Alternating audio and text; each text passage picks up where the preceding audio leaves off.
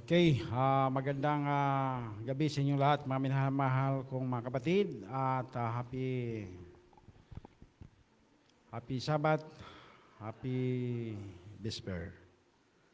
Ngayong gabi ay pasalamatan natin ang Panginoon sapagkat tayo po ay nalitong muli sa bahay-sambahan upang ating sambahin ang ating Panginoon.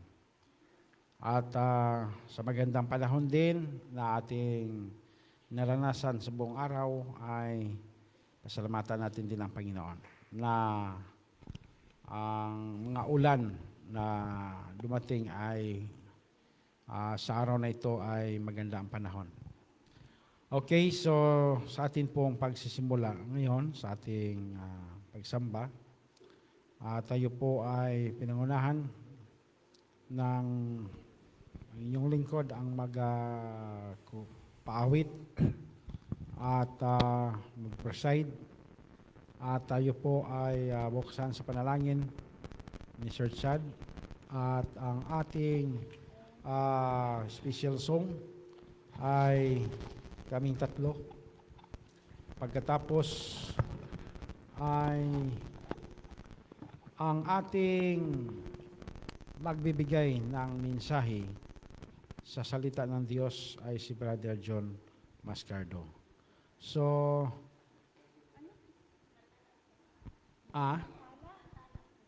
si Brother Mantala, John Mantala. Yan.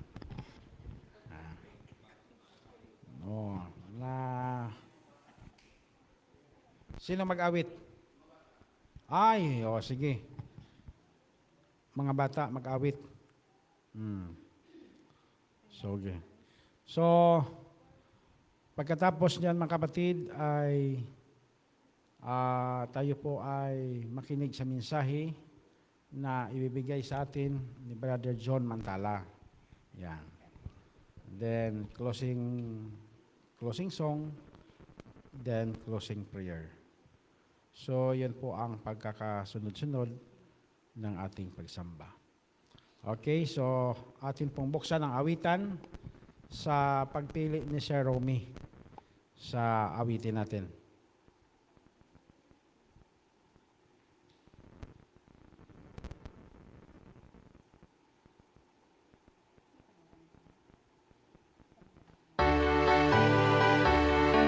Tayo po'y tumayo mga kapatid.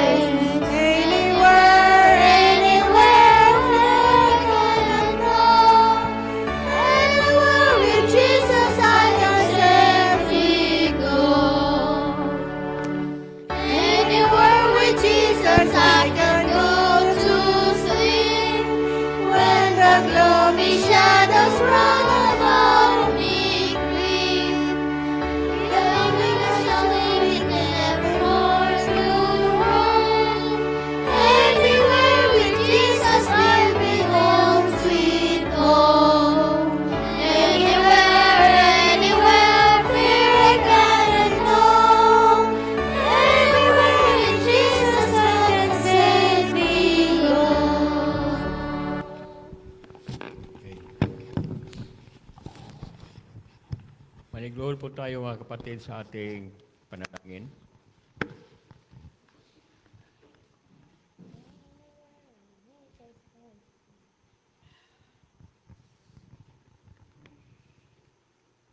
Panginoon naming Diyos, nandito po kami sa inyong bahay-sambahan. At kami, Panginoon, ay nagpunta rito upang amin kayong sambahin at purihin sa mga pagpapala na aming naranasan sa buong isang linggo.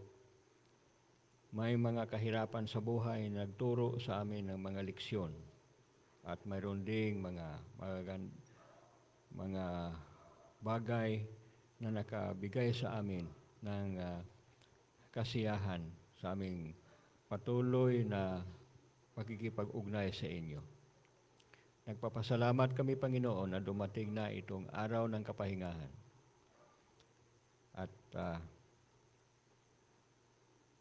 sana tulungan ninyo kami na amin itong maobserbahan ayon sa inyong banal na kalooban. Na ilayo ninyo kami, Panginoon, sa mga bagay na hindi kaya-aya sa inyong kalooban upang ang lahat ng aming gagawin, aming sasabihin at aming isipin ay makabigay luwalhati sa inyong banal na pangalan. Ngayon, Panginoon, aming dinadalangin ang aming speaker ngayon, si Brother John Mantala. Bigyan ninyo siya, Panginoon, ng kaalaman at ang inyong banal na espiritu siya yung mag-control sa kanya upang magkaroon ng kapangyarihan ang mga salita na mabibitawan niya sa amin para sa amin ngayong gabi. At makatulong ito sa pagpalakas ng aming pananampalataya sa inyo. Pagpalain, Panginoon, kami dito na makikinig. Buksan ninyo ang aming puso at isipan. At aming din nadalangin ang aming mga kapatid na nasa daan papunta rito, na patuloy po ninyo silang ingatan, Panginoon. Kasama ng kapatawaran ng aming mga pagkukulang at pagkakasala, ito pong lahat ay aming hinihiling sa inyo at inaasahan, alang-alang lamang sa dakilang pangalan ng aming Panginoong Hesus. Amen.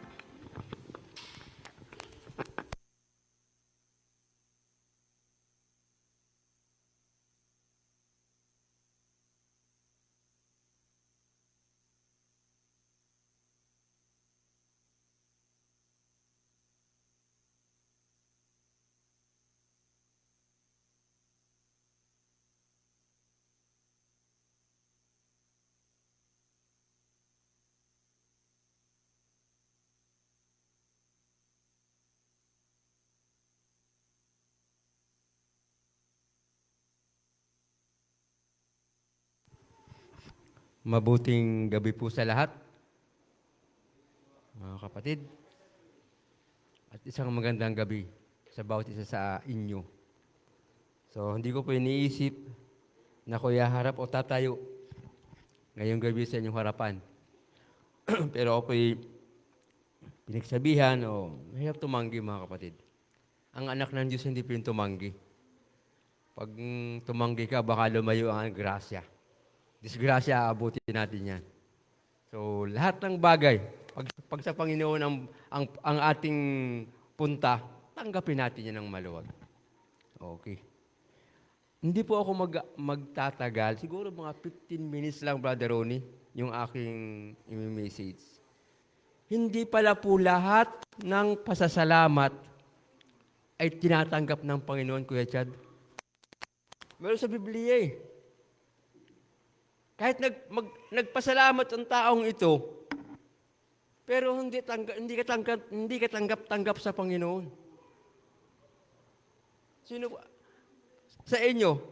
'Di ba tayo ngayon huling buwan ng taong kasalukuyan. Ilang araw na lang papasok tayo doon sa bagong hinaharap natin. Hindi natin alam kung anong bukas. Kung ano yung mangyayari sa atin pag dumating yung year na yan. Marami yung mga balita kung ano-ano.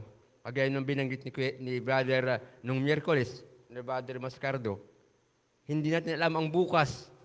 So ngayong gabi, may paalaala na nabanggit ko kanina, hindi lahat ng nagpapasalamat ay karapat-dapat sa harap ng Panginoon.